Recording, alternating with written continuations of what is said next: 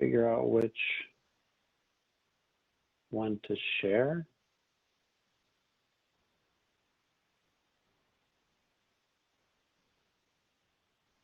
Can you see just the PowerPoint? Yes. Okay, good. Hang on. So thank you all for attending. I think Scott sent out a bio, but I'll introduce a little bit of who I am and where I'm from. My name is Pete Bentley. I am been in business a long time, 30+ year career so far. I currently work at the same company Scott does, XPO Logistics. We are a 3PL serving one client, and that client is Nike. We work in about 1.3 million square feet of space. I come to XPO Logistics, I've been there just over 3 years, and I come before that from about 20+ years in manufacturing, manufacturing mostly medical device, also some drug pharma as well, some combination devices, mostly supporting dental products in the dental industry. I've worked for global companies, both in Germany and Japan, as well as the United States. I'm mostly originally from Michigan, now been in Indiana most of my adult life. And again, enjoying working for a large facility. At the time we started, it was a startup, so we're going on 3+ years, and continuing to hopefully make Nike happy. Hopefully everybody bought something from Nike for their friends and loved ones for Christmas. So if I can, again, I'm assuming you all can hear me. If you could just briefly for me go around and say your name and where you work, what you're responsible for, and also most importantly for me, what you hope to learn in the next hour or so.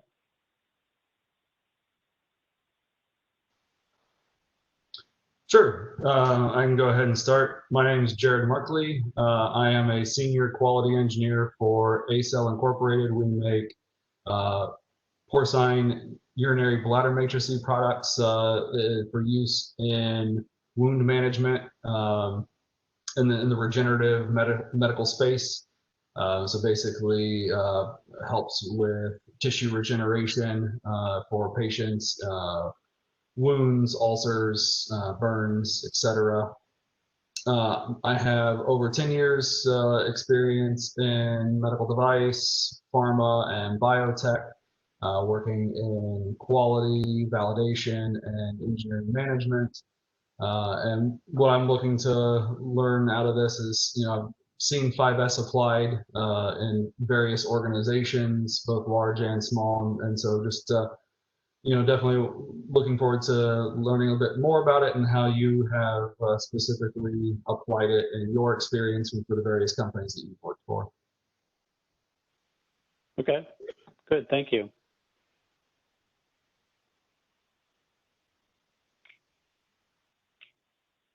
Anybody else want to share? Can I go? Yeah. Okay, my name is Abigail Ekigwe. I'm a PhD student in Purdue University. I have been part of this chapter for a while after I obtained my ASQ Continuous Improvement Associate certification, but I've not been able to attend any meeting because I have conflicts on Tuesdays. But fortunately, when I got this notification and it was Thursday, I said, oh, beautiful. I've been wanting to join, but I've not had the time, the opportunity. So I'm so happy that it's now Thursday. I hope by spring it will continue to be Thursdays so that I could continue attending. I looked through your bio and I'm so interested in, captivated about it because I'm interested in medical devices. I'm a pharmacist by training, but I'm doing my PhD in regulatory sciences in Purdue.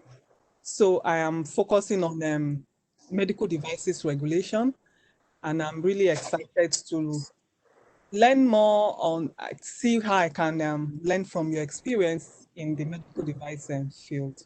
Thank you. Okay, thank you. I'm Jean Gallmer. I'm quality supervisor at Kirby Risk Service Center in Lafayette. We make electrical harnesses and control panels. Our main customer is Caterpillar, and then a Caterpillar-owned Progress Rail, which is a locomotive division. I work in the locomotive division. Been there 10 years now. So, and I just hope to take some takeaways back because 5S is always, it's things can always get better and always, and usually they're easy things. So I'm interested to see what we can take away. And my first, Gene, thanks for sharing that. My first job was for All Phase Electric. Mm-hmm. And this was a long time ago, 89 to 94. But that was my first job, so I'm very familiar with Kirby Risk. Okay, yep. That's awesome. Thanks for sharing that. I Sure, love trains thanks. too, so. Yeah, I love it. I'm so happy I'm on that end of the track.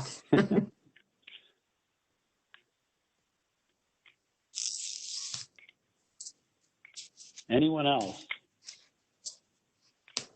I'm Scott McClellan. I'm a quality supervisor at XPO Logistics, where Pete works. And I'm just interested in how you actually started 5S and how you got it going. First question for you is, when you came to XPO, did they have a 5S program, or did they have a loose program and you had to kind of develop and fix it? Or did you have to get them to buy into it? And if you did, how did you get them to buy into it? Okay. Do you want me to answer that now, or do you want me to wait? It's up to you. If it's part of your presentation, then go ahead and wait. I'll try. I don't want to forget it, so maybe I'll start now. XPO as a company knows about 5S. The Lebanon, Indiana site where we're at, was a startup, so it was brand new. So there was a good opportunity to jump in right away and decide, do some 1S and 2S work, decide what we need, and how to get it organized. However, there was no way to keep it, so there was very little 3S, 4S, 5S. So a lot of, we have a 5S audit program, which is part of Sustain, or the 5th S, and we're getting better at that. Still a long way to go. My view of 5S is more from the manufacturing, production, medical device side of things. I've worked for a Japan-based company, which they see that very culturally, comes very naturally to them, not so natural to somebody more from the United States. But it's always evolving, always changing. And a distribution center like we have has different needs than a manufacturing plant might. So it's been a bit of a struggle. This year it's gotten better the last maybe 3 to 6 months. It just takes time. We have a lot of turnover, and you have to continually train and communicate, trying to do more of that. So does that answer any of your question?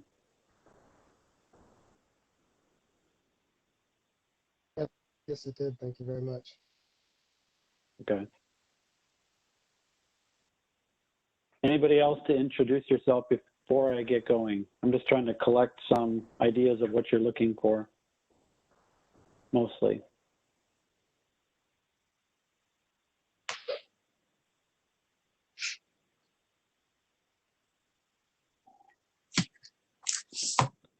Okay.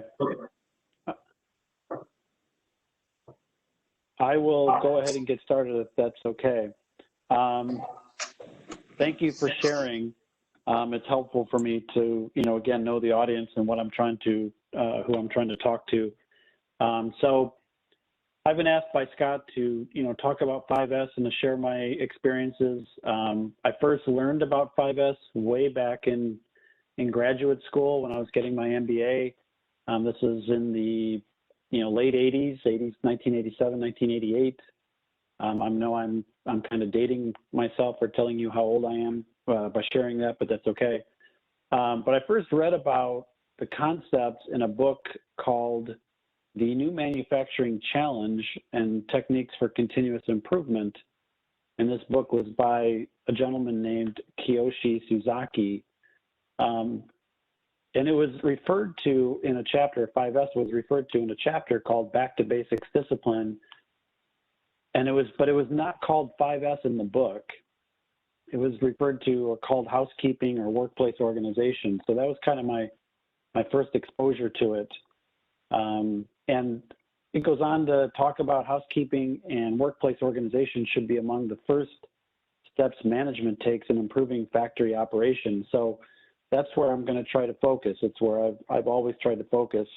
And how does 5S kind of create a bit of a foundation for other lean tools and continuous improvement. So, and just so you know, I mean, I still have this book with me.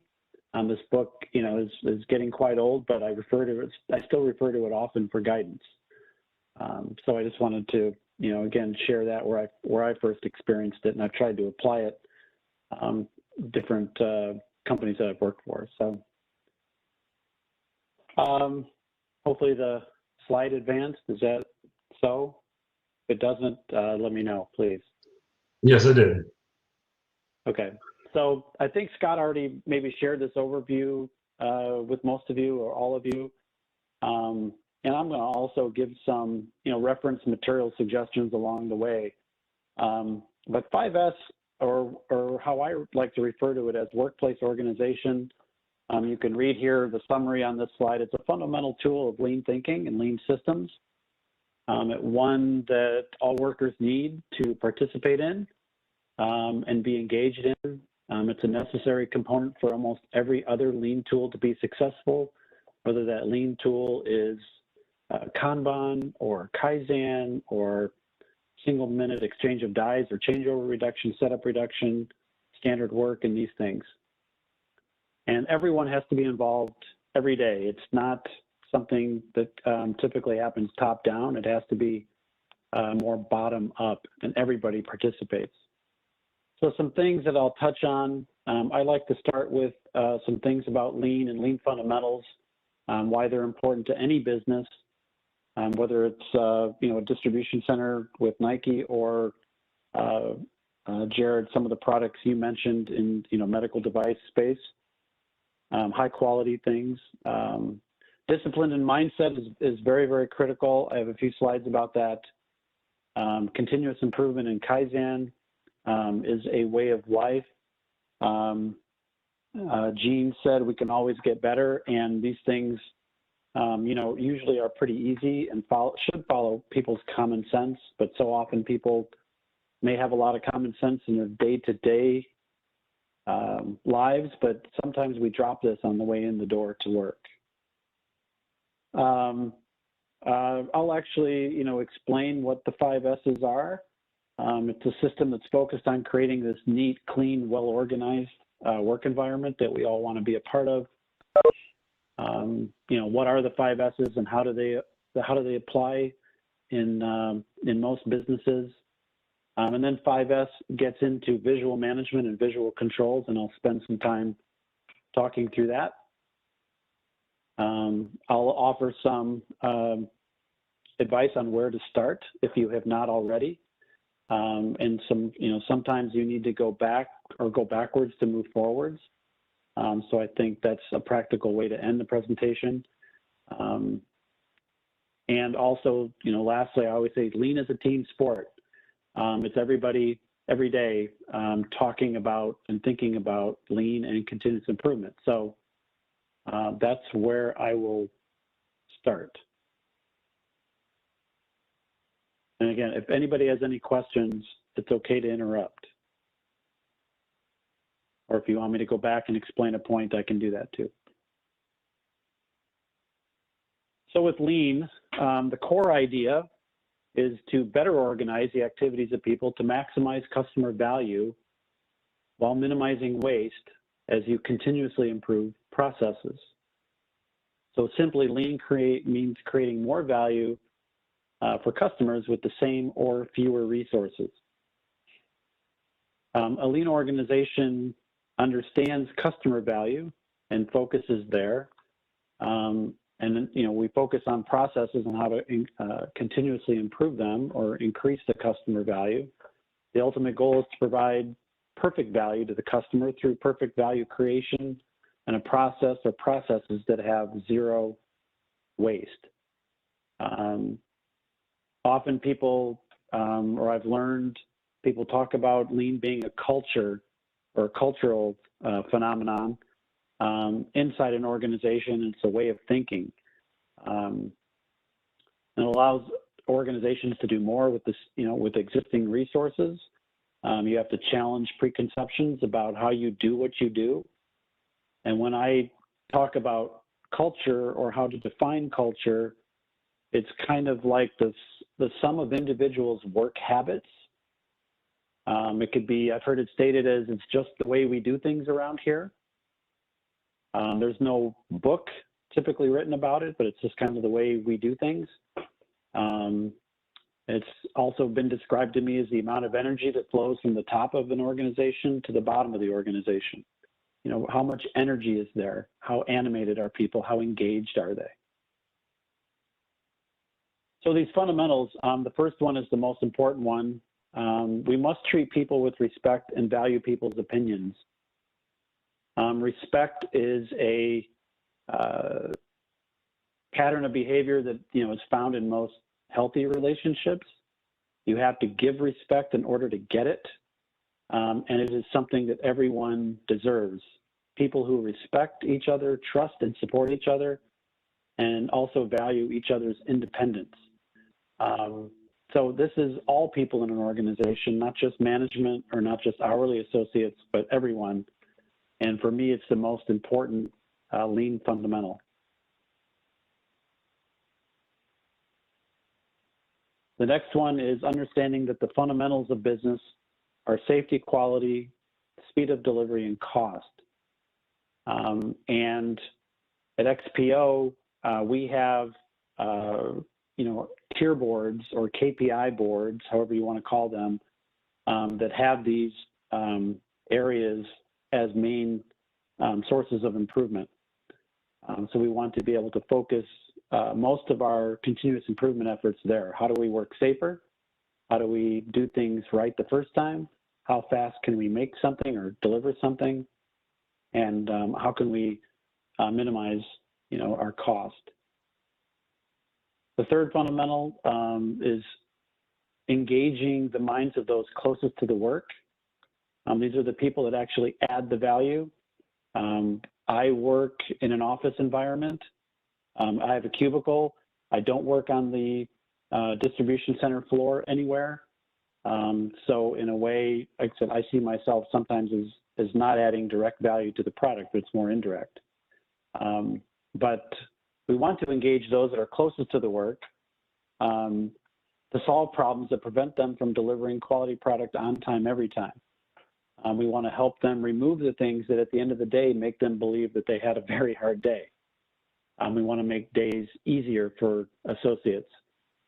They're often the last ones to touch the customer if they're in shipping. So engage is a key word. I think of it as an E word, like empower or enthusiasm or energy. So we want to engage those that are closest to the work. Common sense prevails. I think that speaks for itself. Again, as I stated before, I think most people have a lot of common sense, but for some reason we tend to drop that sense of common sense when we walk in the door to work. And last is notion of continuous improvement. We can always get better. And the example I like to refer to here is think of a professional athlete and their approach to this, always getting better. Is LeBron James shooting free throws in practice? Is he at 100%? Or how do you, train just to get that a little bit extra effort all the time, every day, or that, build those skills to make yourself truly elite and strive for perfection. I think those that succeed with lean are those that have captured the imagination of their employees. And this is something that I heard when I was visiting our home company in Japan. I'll introduce everyone, if you don't know who this is Tachi Ono, who worked for Toyota almost all of his career. And if you've heard of the 7 wastes of lean, he was really the founder, the first person that discovered them. And he talks a lot about finding value from the customer's perspective and consuming the fewest resources possible and utilizing the talents of the people that do the work. And he typically focuses on looking at the timeline that it takes from the moment that the customer gives you an order to the point that you collect the cash, and you want to make that timeline as short as possible. And that's a lot of what lean is trying to do. There is a book by Jeffrey Liker that I just want to let you know about if you don't already, called The Toyota Way. And, a lot of it is on the Toyota production system. I spent a lot of time learning this in the late 90s at a company that I worked at. And I think it's a good read if you want to try to, not only understand Toyota a little bit better, but if you want to learn more about lean and kind of this way of thinking, it's a really excellent book. There's a popular misconception that lean's only suited for manufacturing, and this is not true. I think lean applies to every business, every process. It is not a tactic for cost reduction or a cost reduction program, but it's a way of thinking and acting for an entire organization. Any comments, questions? Are you still awake?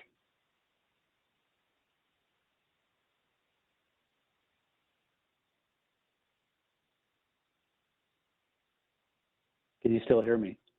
Yes, we can still hear you. Okay, good, just checking.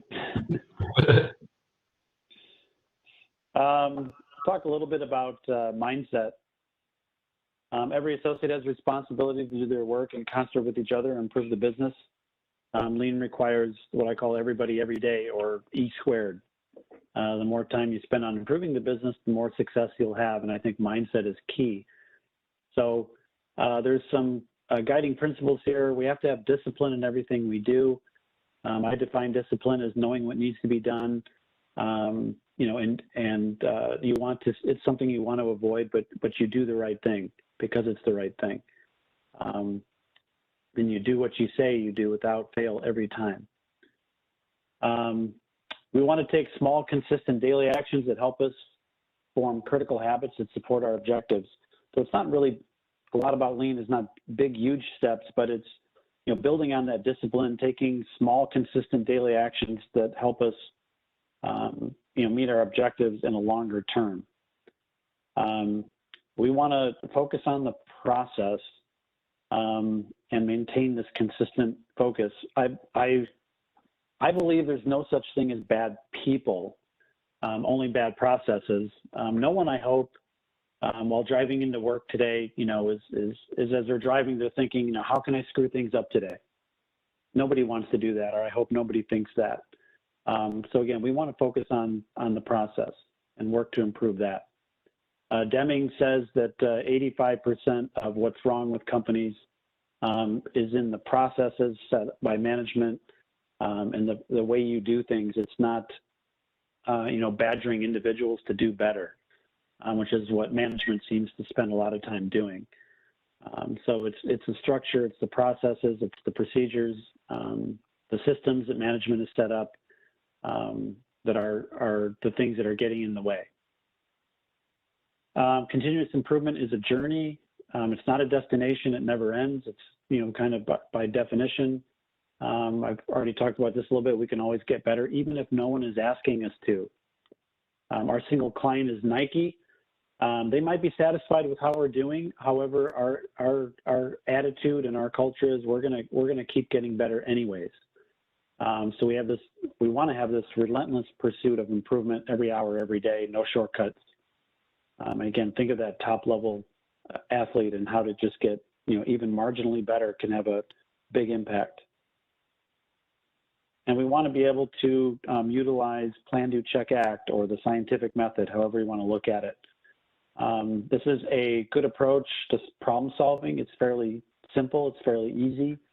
We want to, you know, work to eliminate or certainly reduce root causes, raise our standards, and improve quality. And we can do that a lot through PDCA. So just some things around lean mindset.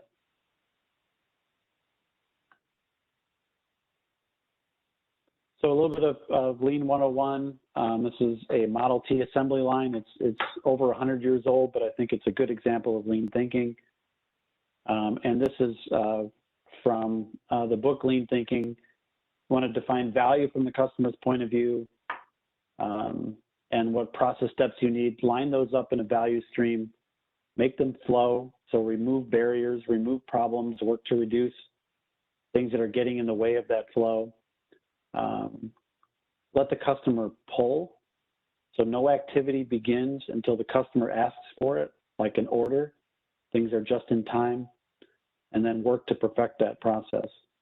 You know, you want to speed up that cycle of improvement all the time and manage towards perfection. Now, again, there's this book by Womack and Jones called Lean Thinking. It is, you know, a very good read and kind of the Bible around lean thinking. Lean is not just another program of the month. It's a way of thinking. It's a mindset. It's an attitude. It's looking at the process always with an eye for improvement. And lean is about the elimination of anything that wastes our very valuable time and resources. In other words, it's a way to solve problems. So, you know, the question may become how to solve problems. And within lean, we want to do that with Kaizen. And Kaizen is a Japanese word. It means to change or modify for the better with respect for people. And it's actually written that way. Those are the Japanese characters. And it's written in such a way where the brush strokes include the notion of respect for people as one of our lean fundamentals. You want to get as many people as you can involved in continuous improvement. Again, it's a mindset and looking at everything and understanding that what we can do today can be improved. Lean companies are teaching and learning organizations with the learning directed towards how the work gets done in order to increase customer value. Again, this is known as Kaizen. You have to solve problems. In other words, you have to be willing to learn something you did not know before. You want to have this particular mindset. Everything that we can do today can be improved. So you need to be creative and think out of the box. And it's team-based. It utilizes people's intuition, experience, common sense to look at a process, quickly reduce waste, eliminate defects, and standardize what's left. We like making changes. We're not usually so good at standardization. If you change a process, that's fine. Hopefully it's better, but you also need to let others know that that process has changed. You may need to update the SWI or the procedure. I think that's where a lot of mistakes come in. Maybe somebody's using an older revision and we made a change. But again, this gets back to utilizing or engaging the minds of those closest to the work. People that actually understand the business, know the products, know the problems, and since they know the problems, they usually have at least one idea how to do things better or what changes can be made to solve problems. And we just need to create an environment with lean where people feel safe and they trust. And if they feel safe and they trust, then they will share their ideas.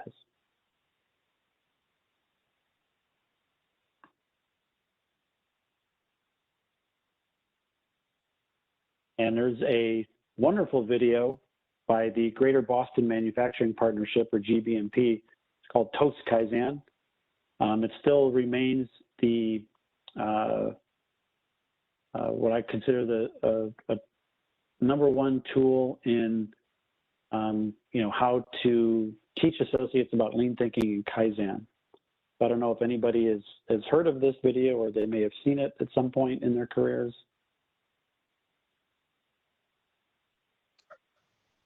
I have seen it. It's actually really, really good. I had went in not knowing anything about it, and very impressed. And I have not, so definitely want to take a look at that. Sounds interesting. Yeah, you might be able to look at it on, or look it up on YouTube, because sometimes there's a free version that somebody has circulated on YouTube. And I mean, honestly, up there in the upper right, I put a picture of cinnamon toast. It's not burnt toast, it's cinnamon toast, because I mean, honestly, cinnamon toast is delicious. So, okay. Making me hungry. Makes me want to go get some. All right, so wanted to get through a few slides on lean and Kaizen and these things, and kind of building up towards visual management 5S. These are improvement processes originated in Japan to create a workplace that supports company-wide integration, being organized, standardized, using visual controls, visual displays, and visual metrics. So obviously very, very visual, status by sight. It helps us know what I call the normal.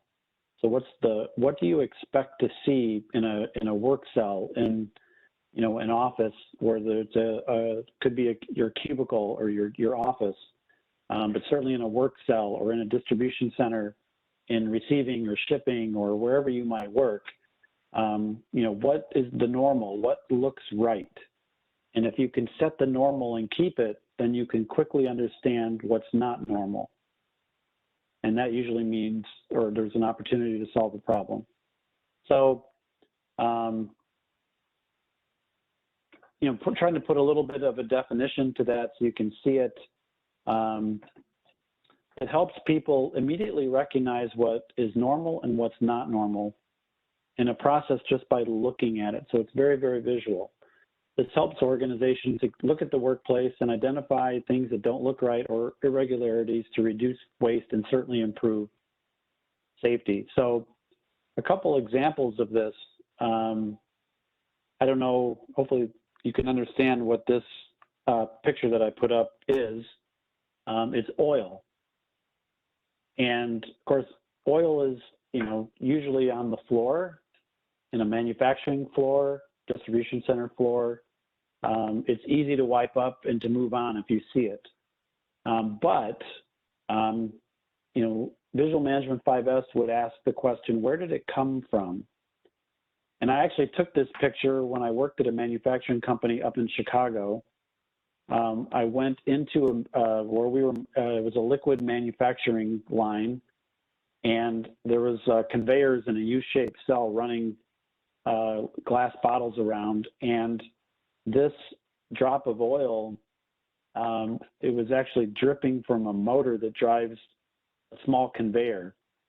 And again, it's part of this liquid fill line. There was actually a hazardous liquid that we were filling. So a lot of ventilation and other things there. That motor was about to overheat and stop, or maybe even catch fire. So that's very dangerous, especially when you're in a hazmat environment. And it would certainly shut down production, and also could result in a very large or big safety problem. So that's something that, it looks like it'd be easy to wipe up and move on. But, again, could cause an issue, and you then want to dive into that and discover, what was the cause. And if you've heard of the concept of 5 why, you want to ask why as many times as it takes to get to what caused that oil to leak, and work to find the root cause, and, again, certainly reduce or eliminate it. It's the same thing in our distribution center that I sometimes, every now and then, see hydraulic fluid on the floor. And it's something that makes me stop and kind of touch it, feel it, smell it, figure out what it is. And if I do see it, then I'm going to look at the PIT equipment in the area, the forklifts, and I'm going to go to maintenance and let them know that, I discovered that. And you certainly don't want to have a hydraulic fluid problem with something as dangerous as a lift truck.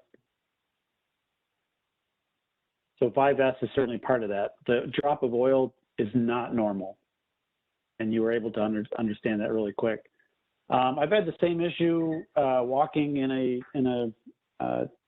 a production or distribution facility, but certainly in a DC where I don't know if anybody's ever seen a bolt or a screw or something laying on a floor, and maybe something easy to sweep up. But if you ever asked yourself, where did it come from? Usually things fall from above. And I had an example once where I saw a bolt on a floor. It was about a 4-inch bolt, maybe a half an inch diameter. And as it turns out, as I looked up, it probably dropped above from a overhead conveyor. And it was a bolt that actually helped to keep the conveyor pieces connected to each other.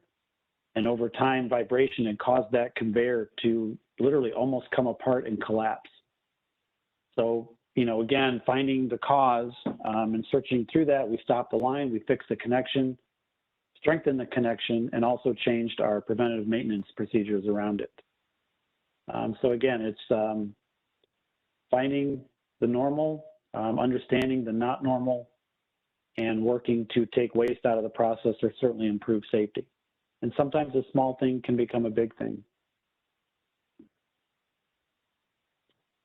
5S is the placement in plain view of all tools, parts, production activities, indicators of production system performance, so that the status of the system can be understood at a glance by everyone involved.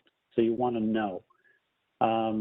And I put here just an example of a very simple, I call it a production line. There's a very simple and inexpensive technique to mistake-proof a process. In this case, the abnormal or the wrong product is something that still has something that's high enough on it to trip that lever arm and light up that light. Again, that's a simple visual signal for quality. So it's designing things and implementing things like that. Very easy, very simple. But if that light is on or blinking, or maybe there's some sound attached to it, then you're certainly going to understand that you have a defect that needs attention. The 5S pillars help provide a methodology for organizing, cleaning, developing, and sustaining a productive work environment. So it can certainly have an impact on productivity. Visual management, as I already snapped once, is status by sight and understanding things at a glance. And a 5S system is focused on creating this neat, clean, well-organized environment, and most importantly, sustaining it or keeping it. I currently work in a very large distribution center. We have multiple shifts. We run almost 24/7. Scott works mostly evenings, for example. I work mostly in the days. But if you make a change or make an improvement of some kind, it's so incredibly important to communicate it. I've changed things on day shift and come in the very next day, and things are back to the way they were because I failed to communicate it fast enough. So again, it's that focus on standardize and sustain that is where most companies tend to fall down.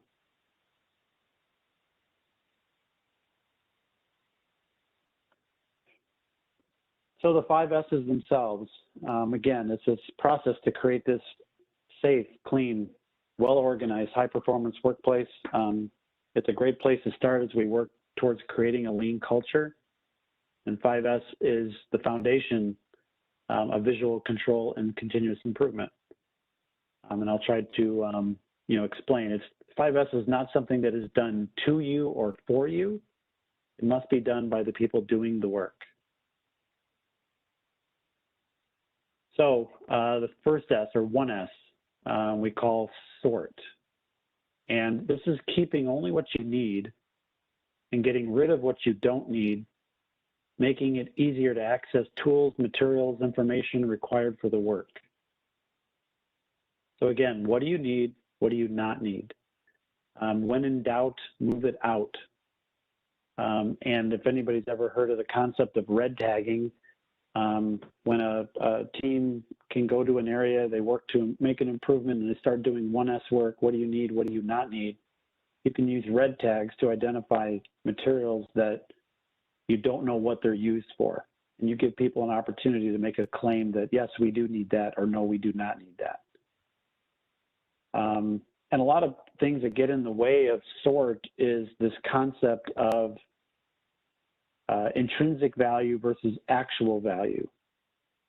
So what I mean by that is, if you think about your closet at home or your garage at home, how much stuff do you have in there that you really don't need?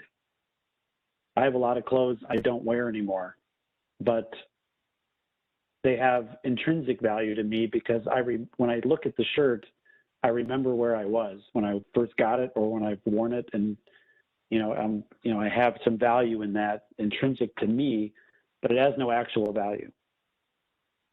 Same thing in my garage. I may know where everything is, but there's a lot of stuff in my garage that has no real actual value anymore. I keep it though anyways because it has intrinsic value, and I should try to apply some 5S to something that I don't need, and get rid of what I really don't need and create some space and some flow. Got to be very careful, especially at work, on this notion of people tend to hold on to things because they have intrinsic value. So it's important to understand the difference there. When we talk about straighten or set in order, you want to arrange what's left from 1S so that the process flows, and how to identify material or label things that are necessary for easy use and returned by everyone. And this is really where housekeeping comes in. It's a place for everything and everything in its place. Again, what do you need? And then how is it arranged? Are tools organized? Are things labeled? Are they color-coded so they're easy to use? You can set locations for things. Again, you take the items from the sort phase and you place them where you need them. If there's a certain tool in a work cell in production that's used a lot, you want it to be easily within reach. Again, near point of view. So very important when you're straightening or setting things in order to keep in mind how you want them to flow. And if you have an SWI perhaps for a manufacturing process and there's a sequence to the steps, then maybe that's how you want the work cell to be laid out. So 1S, what do you need to do the work? 2S, how do you arrange them, identify them, label them, these things, to enable the process to flow. 3S introduces shine, or sometimes I like to call them sweep or scrub. You want to keep all workstations, storage areas, machines, these things void of clutter and unwanted material. This helps spot problems easier, like that example I used of leaking oil or hydraulic fluid. If you have machinery, a good preventive maintenance program is a really big part of 3S. Definitely applies here. So again, 1S, what do you need? 2S, straighten it, set it in some kind of order. And 3 is keep it that way. Keep it neat, keep it tidy, keep machines working. 4th S is to standardize.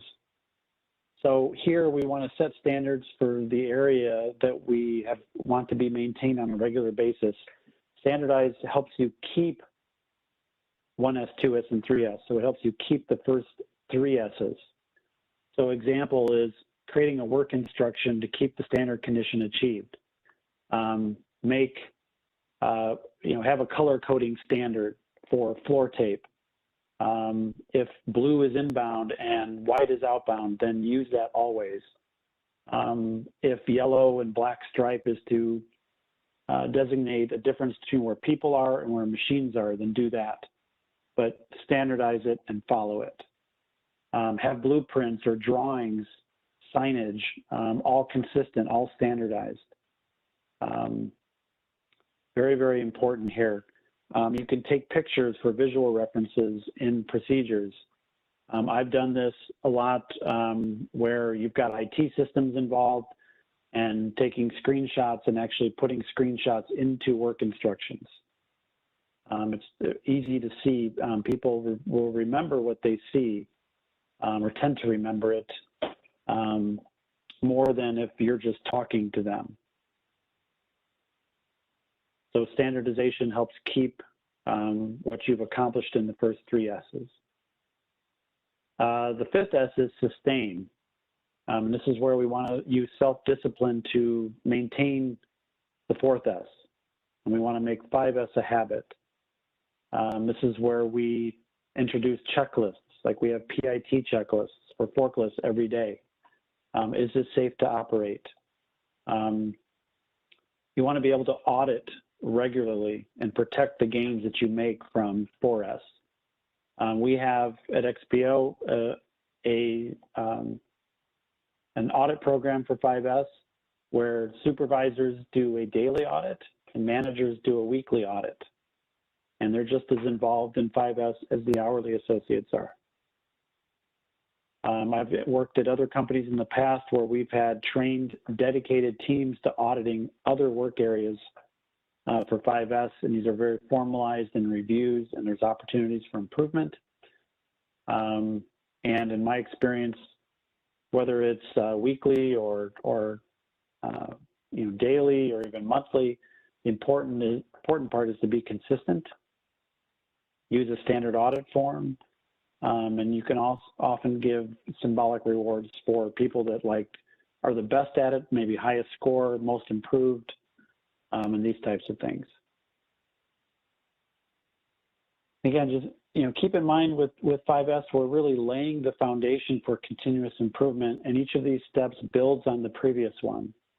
And a lot of times, I mentioned at the beginning, Scott asked the question, how did we start doing this? Did XPO have a program? And XPO had a program, but they really didn't have a 5S audit program, and we did that on our own.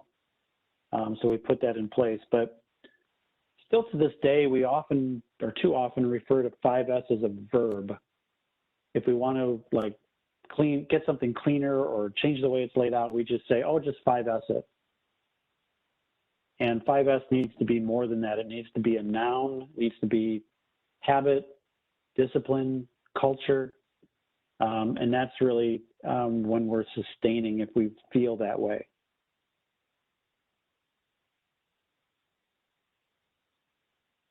Okay, so again, 5S then becomes, you can imagine or hopefully start to understand, it's very visual. You're able to see what you need, where it's organized or how it's labeled. To me, we're a distribution center. I mentioned we're over 1 million square feet. Last I knew, we had about 500,000 bin locations. And part of, I see, each bin location has a barcode identified tag, magnetic tag in a lot of cases, and that's a big part of 2S. It's visual. 5S is a big part of visual control. It certainly helps you be more efficient. Imagine trying to pick something if you didn't have bin locations.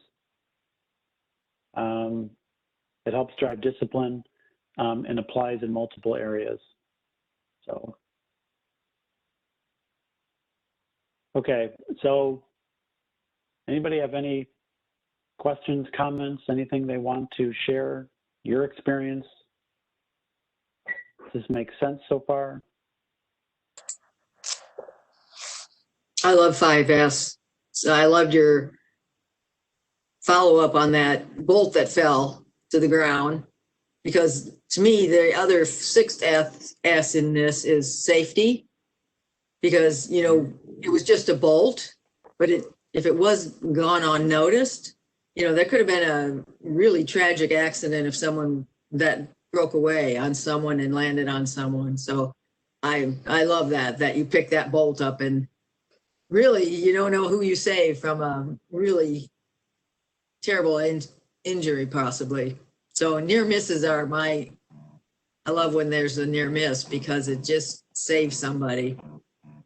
And a lot of people get angry about near misses, don't report them, but just that bolt, you don't know what you avoided. Yes, agreed. Yep. It helps you easily see the out of bounds condition. And for example, I mean, that was that bolt when I picked it up, and I'm holding it, and then my next, you know, view is, or my next look is up. Yeah. Like, where did that come from? It was the same way with that drop of oil. I actually got down on the floor. The associates that worked in that area were on break when I happened to be in there, and I'm down on the floor looking up at this motor when they came back from break, and they're like, "Oh my God, Peter, are you okay?" So, yeah, that's good feedback. Again, it's so important to understand what's not normal. Okay. Anybody else?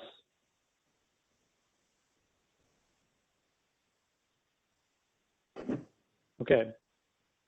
You know, again, a lot of companies are that I've experienced and even worked at are very good at 1S and 2S, sometimes 3S. But 5S is certainly more than that. And Gene mentioned, you know, 6S, which is safety.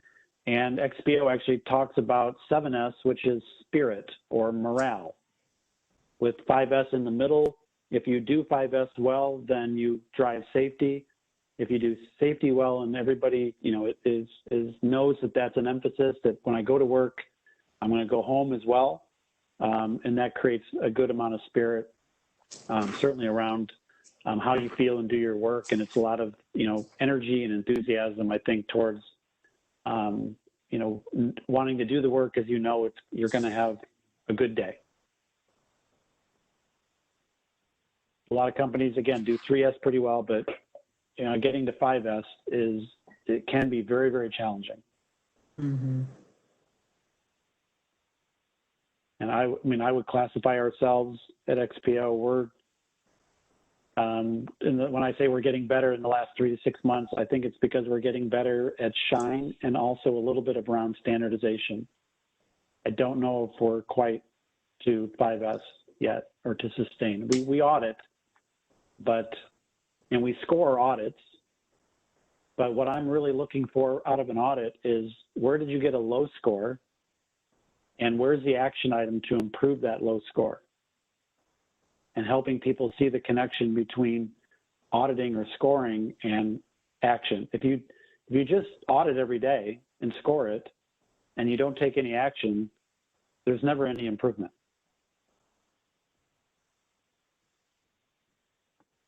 Okay. So just some examples.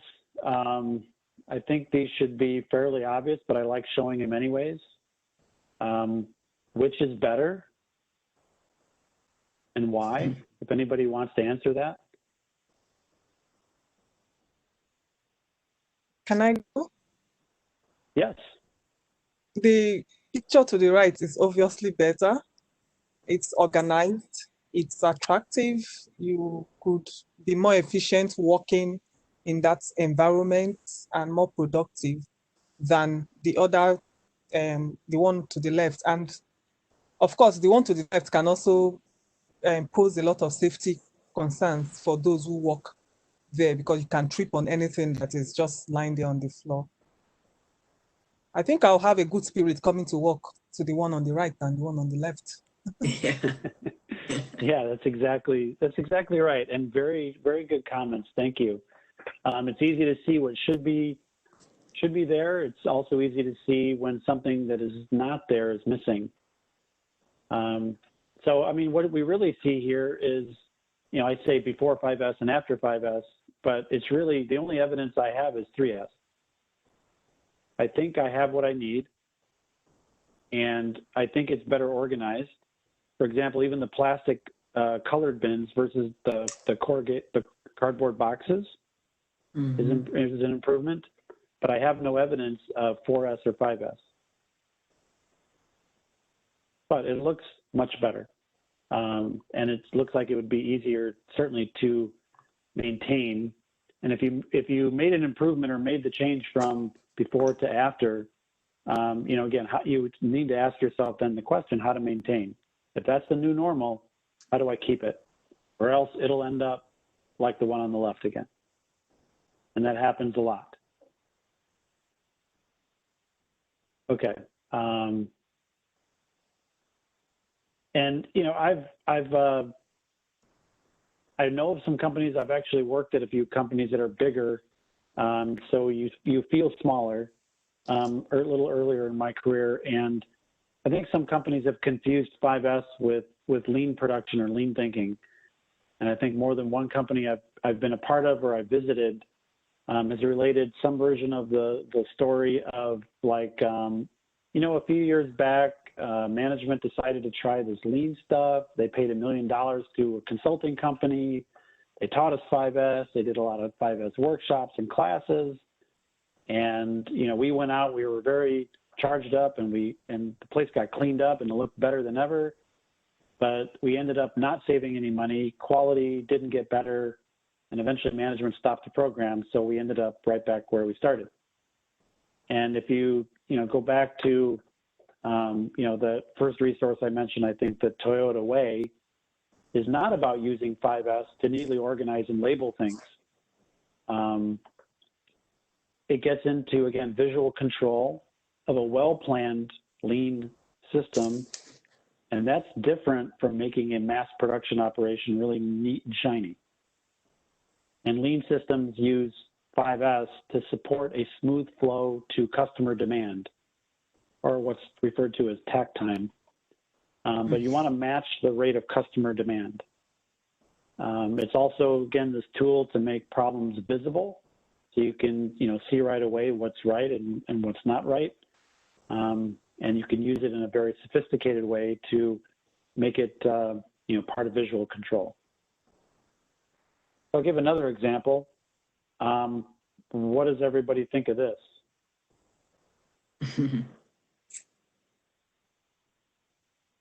And if we were kind of then look at one example, maybe after, would be this.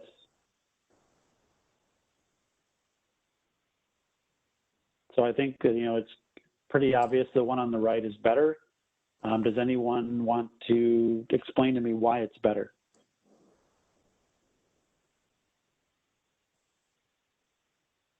Just every tool has a specific place, nice and labeled, color, you can clearly see. Right. And what's nice too is that it is truly pokey yoked for the 5S. You can only fit the specific part in its specific location. Yeah, and that's a very good observation. It's easy to see, again, as the same, it's easy to see what's there. It's easy to see what should be there. It's also, if someone asked you to go get me a 3/4 inch wrench, how long would you take with the drawer on the left to discover that 3/4 inch wrench was missing versus the drawer on the right?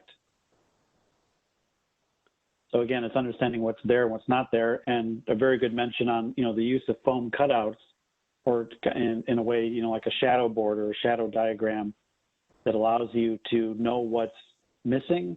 I've seen other systems like this actually put it was like a pegboard, and it was also, the system was that if you took the tool, you filled out a small little circle and you placed this circle where on the peg where the tool was. So someone knew who had the tool, and it made you feel more responsible, and certainly made you want to return it. Admittedly, my first apartment out of college, I put a pegboard in my kitchen, so all my pots and pans, lids, and utensils had a specific place in my kitchen, similar to so spot 5S my kitchen. That's awesome. I love that. I love that. So yeah, it's amazing. Certainly for a lot of people, but also with hourly associates. When I show these examples, if I'm teaching a class and they see this, there's a numbers exercise that's available. I should have put that in. You can Google search that.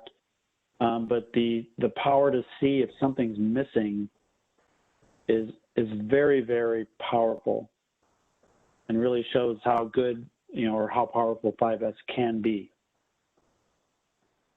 You might go, crazy with the drawer on the left, dumping the whole thing out before you realize that 3/4 inch wrench is not there. But on the right, you know the normal, and you know what's not normal. It's very easy to see. Okay, so why visual management? I'll put this up here. We want to create an environment with lean where problems are not tolerated. So that drop of oil or that bolt on the floor is very important, and creates an opportunity to, study a near miss and, make an improvement where everybody feels safer or is more productive. And again, most people want to know the score of the game they're playing. Like when you walk into a sporting event, the first thing you look at is a scoreboard. And I think it's the same for workplaces where we're at. People want to know how they're doing. They want to know the standards that they're being held to. Are you ahead, behind, or right on schedule for the day? If you're certainly behind, that's a problem. So how can you make that visual?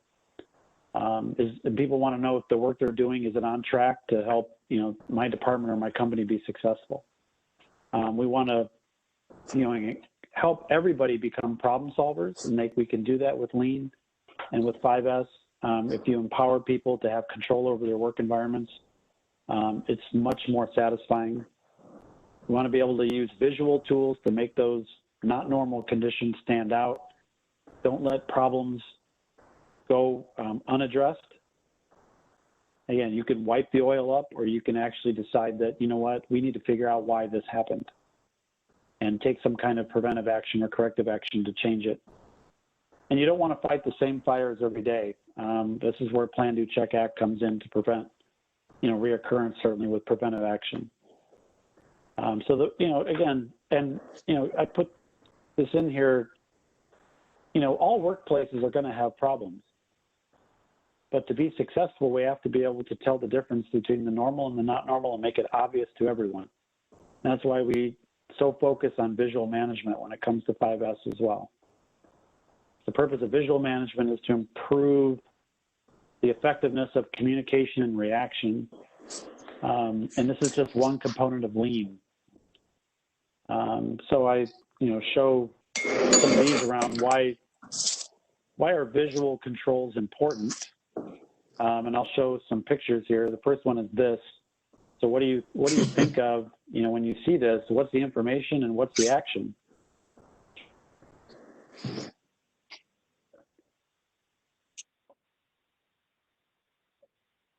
If anybody wants to volunteer, I would see this as, whoa, I need to slow down.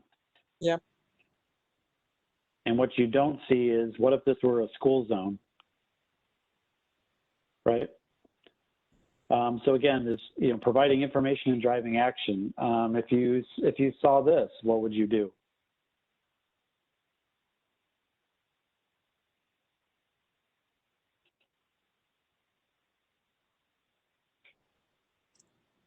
Again, obviously, stop in advance of the bridge, hopefully. Yeah, if I'm driving some kind of big truck and I actually hit that sign, yeah, I'm going to want to stop as soon as possible.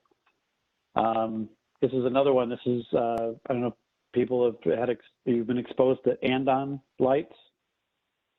This is an example of an Andon light. It's a stoplight approach. Of course, red, yellow, green is universal. We use Andon Lights at our distribution center. I've used them in the past, mostly in manufacturing. And green is usually, hey, I'm good. If this is at an individual workstation, yellow might be a condition where, hey, I have a question or I need a little bit of an assistance, but I can keep working, I can keep doing things. But maybe I'm running low on a supply of some kind, or I have an IT question or something, or a system question. And then red might be, hey, I'm completely stopped, I'm down, I need immediate attention. And within Lean, there's this concept called standard work, and there's also leader standard work. And leader standard work for, at our place, supervisors and managers is response to andons. And if you see a yellow or red light, it should get your immediate attention. And it keeps people at their workstations working, or they're adding value. Here's another picture. If anybody wants to volunteer, what do you think this is? Or, again, what's the information and what's the action?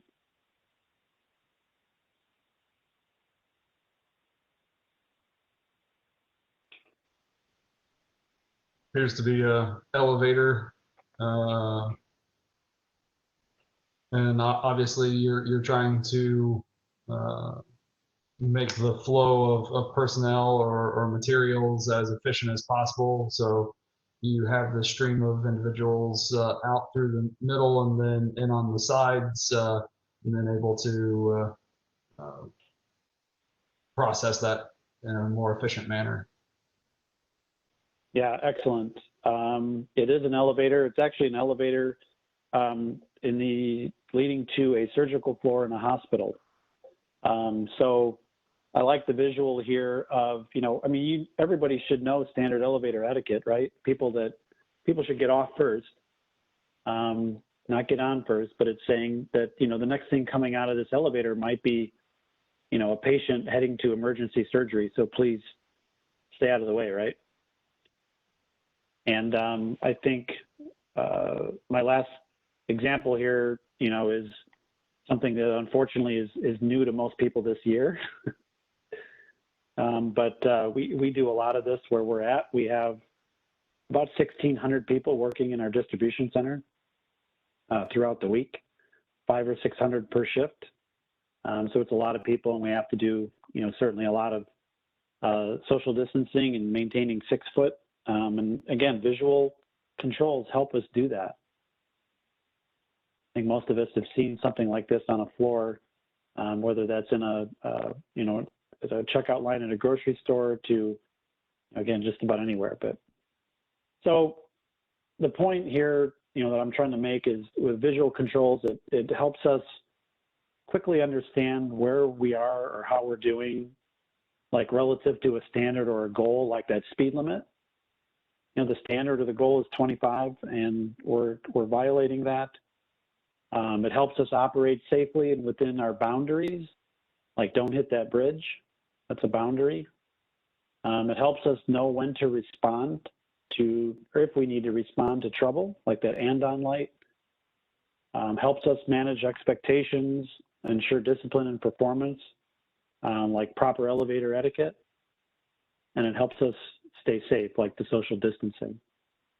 Again, visual controls help everyone see and know where the team stands, and this drives united understanding and hopefully engagement. Okay. Where to start? And I think I get the feeling that most of you have had at least some engagement with 5S and these things. And I've mentioned, before, I'll mention again, it's not easy getting 5S in visual management where things are, self-explaining, self-ordering, and self-approving is, very, very much a challenge in any organization. It takes time, takes commitment. So, again, if you're starting or want to go backwards to go a little forwards, I'm, making a proposal here that you can start by asking questions or making observations. And, things like, Jared, you, I think, work in a pretty high quality environment. Go up to a coworker and ask to see a specific document from the quality management system. How long does that take? Is it in one document control system? Is it electronic? Is it hard copy? When we have had ISO audits before or FDA audits, like what they're looking for is 1 minute. From the time that I ask for something, is it 1 minute until I get it? But whether that's a tool or something on somebody's computer or the company's intranet, that's one thing to do or one question to ask of like, can I see the procedure on, making this certain device or something? And can they get the information right on the first try? Another thing I like to do is I go to a conference room, and maybe this is a conference room used for important planning meetings. Some call them war rooms. It's easy to see at a glance the status of what's going on. Is how easy is that? What do you see when you look at the walls? Do you see charts or graphs that tell you if today managers are ahead or behind schedule, or what their actions are to improve or get better? Are things up to date? Are they obvious? These are some, again, just some things to think about. You could go out to the factory floor and the same thing. But based on what you find out, I'd encourage you to share with your management team what can be learned and where are the opportunities. I say, you can go to the manufacturing floor, to a work cell, ask an associate, how do you know what you're doing is correct? They may say, well, I'm following this procedure. Can you show me the procedure? What do you do if you have a problem? These types of things can be related to 5S as well. I think I've said this already, but I'll say it again. The Toyota way is not about using 5S to neatly organize and label things, tools, reduce waste, to get this clean and shiny environment. But lean systems use 5S to support a smooth flow to customer demand. And 5S is also a tool to help make problems visible and helps us, again, form this foundation for visual management and continuous improvement.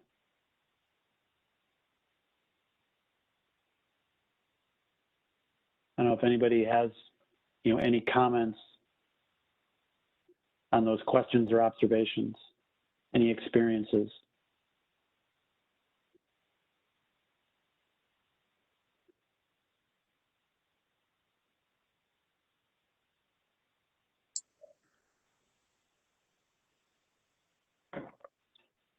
Okay.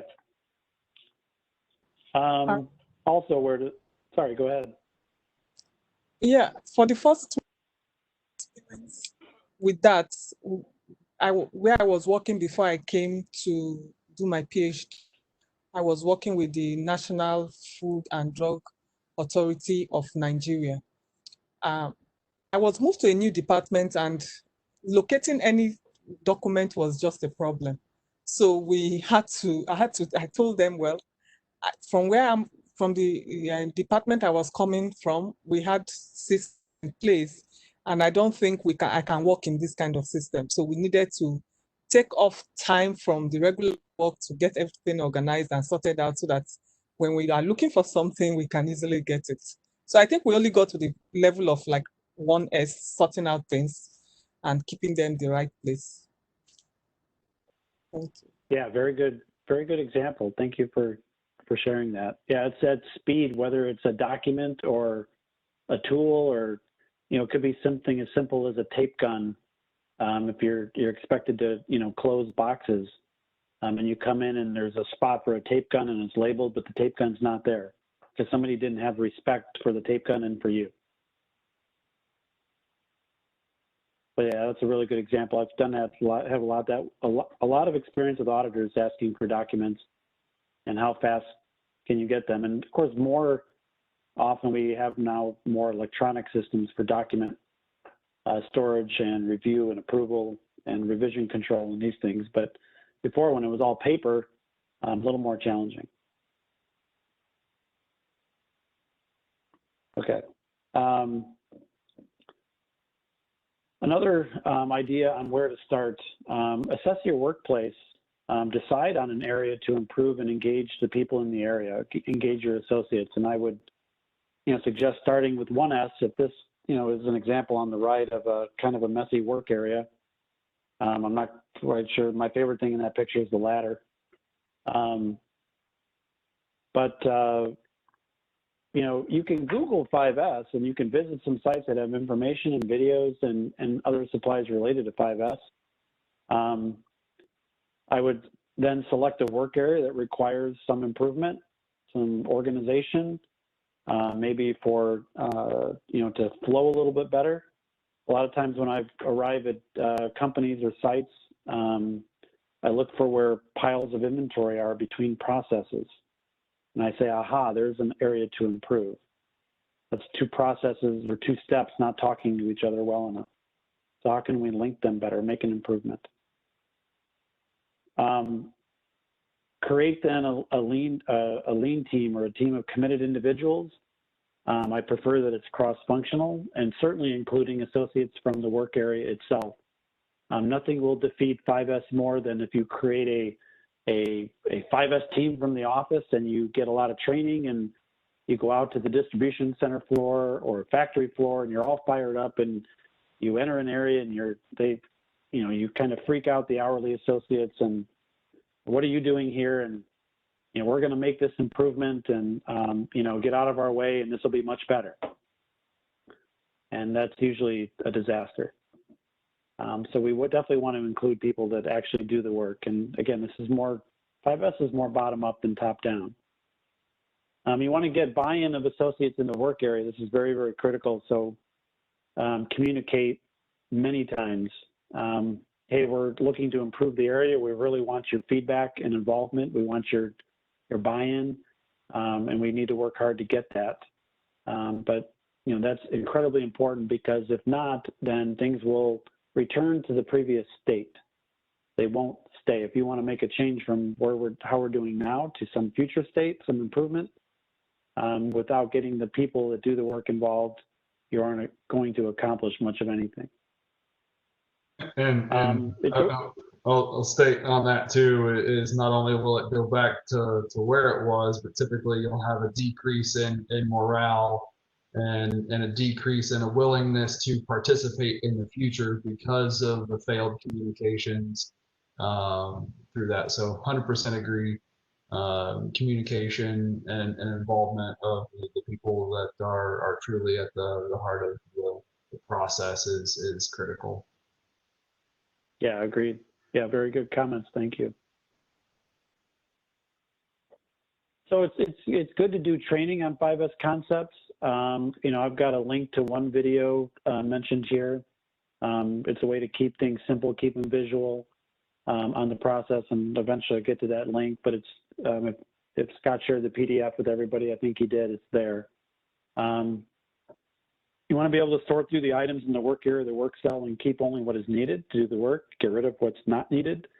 And these can be very challenging discussions sometimes, and maybe even some back and forth.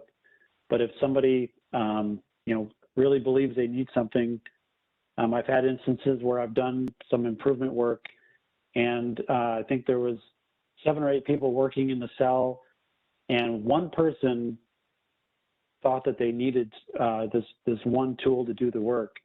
I can't remember what it was, but the rest of the group did not believe that it was needed. We finally just agreed to set it aside, keep it close. It's kind of like Linus and his blanket. But the associate did understand eventually that, what he thought was necessary was not needed. But you kind of want to, do that or remove these things in a respectful manner or a respectful way. Sometimes things can just be returned to a central storage site. Sometimes I see in work areas, there may be a pen or pencil holder and it's crammed with 50 pens. How many pens do you need? Usually just one. You want to be able to find a place for everything and a way to keep everything in its place. This is 2S work, progressing from 1S to 2S, and you want to organize in such a way that the process flows in one direction. Things don't back up. This is a physical direction. You want to keep the work area clean and organized, and if you do this well, you'll have no backsliding to the previous way. Compare before and after. It's always good to do this, especially if you're trying to prove something to both the associates and to management. Whether you want to measure volume before and after, quality before and after, or performance to schedule, or even productivity. But a lot of these improvement efforts I found can be fairly simple. This is the situation before we decided to make this change, and this is the result after. And if you kind of keep it simple like that, using pictures especially, then it's very easy to have some success and certainly to show success. And you want to publicize those good results. You want to take account of lessons learned and select your next project. Quick wins help immensely, help people buy in. Others see it, and they want to become a part of it.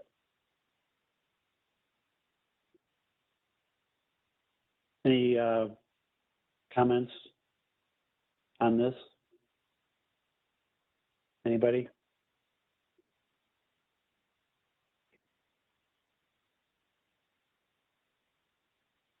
Okay.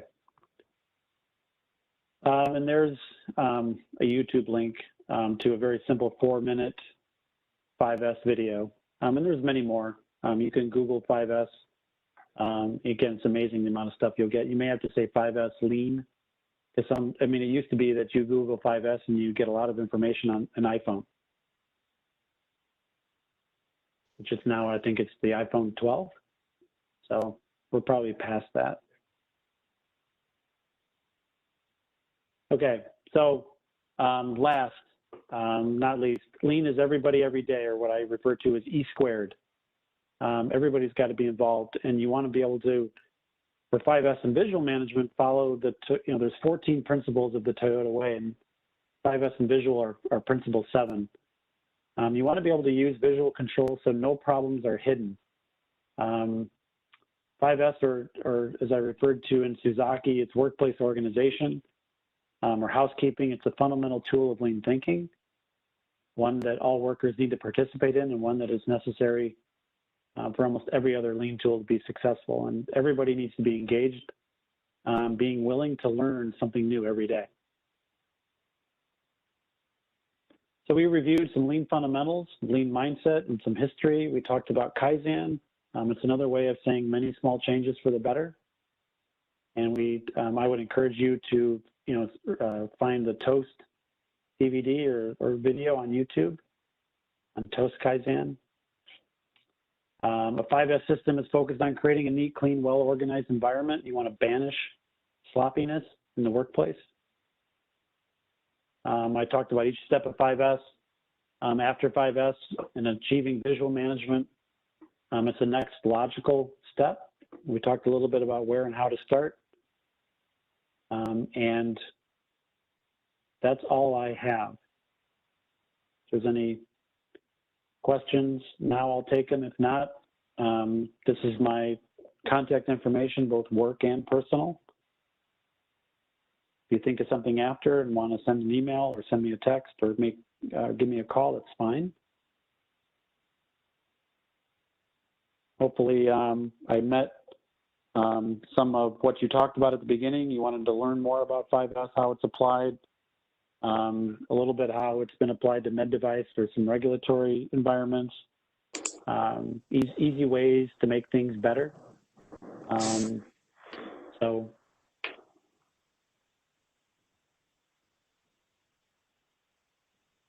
I appreciate it. It gave me a recharge. Good. Good. Thanks, Pete. That was great. I was able to pick up a lot of things that I had forgotten or didn't even realize about it. So that was great. Thank you.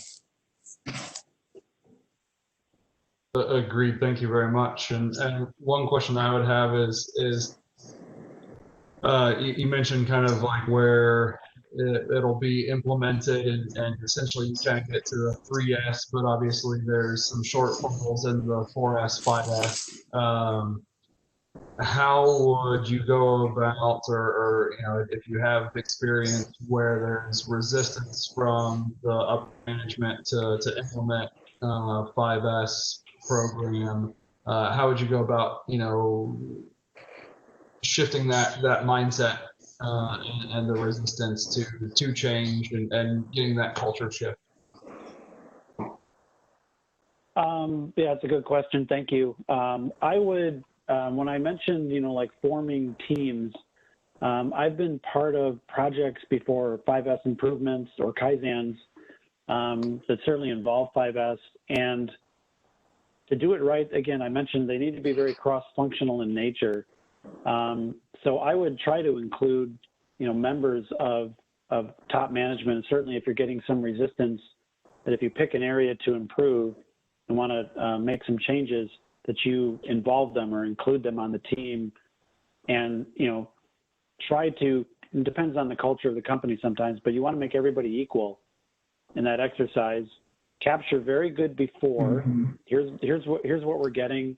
Maybe it's you know, the certain quality level defects, or it's productivity of the people in the cell or the area. So capture the before, understand the change, and implement that change, and then track it and evaluate the effectiveness. And I think if you're then able to, you know, give a report out to management with that before, change, after, and certainly then have some people from top management involved in the exercise or the improvement, you'll have a better chance of getting buy-in and showing top management that this really works. That make sense? Yes, thank you very much. Yep. It's better to, like I said, I was told a long time ago by one of the, a boss that I had that I probably respected the most, and he says a lot, he said it over and over again, that it's burned into my brain, and excuse the language, but data talks and bullshit walks. So, you know, show me the data. Don't have an opinion. Yeah. Let's go see. Let's go out to the shop floor. Let's go see. Let's ask why.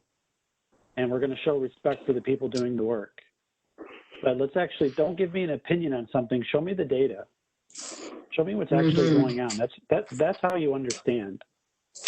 It's not, you know, kick back in a conference room looking at PowerPoint fluff and gathering people's opinions of things. So.